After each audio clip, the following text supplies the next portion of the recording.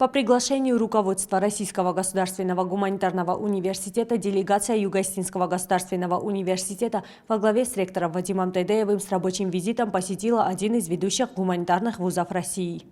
Во время встречи руководители ЮОГУ и РГГУ обсудили возможные сферы взаимодействия. Был обговорен ряд первоочередных задач, по которым дан старт к началу работы рабочим группам. В частности, руководители вузов обсудили направления совместной работы, такие как архивоведение, документоведение и другие.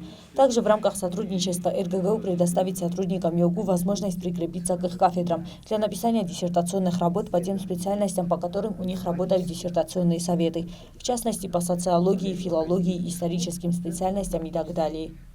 После обсуждения насущных вопросов по взаимодействию Юго-Остинский государственный университет и Российский государственный гуманитарный университет подписали договор о сотрудничестве. Договор своими подписями скрепили ректоры Вадим Тедеев и Александр Безбородов.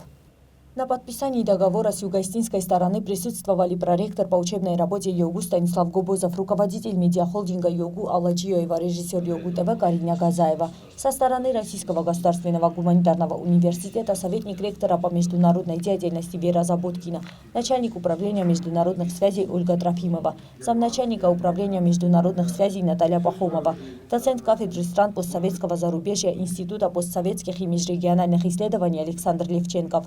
В завершении официальной части визита делегации Юго-Остинского вуза была организована экскурсия по головному корпусу вуза.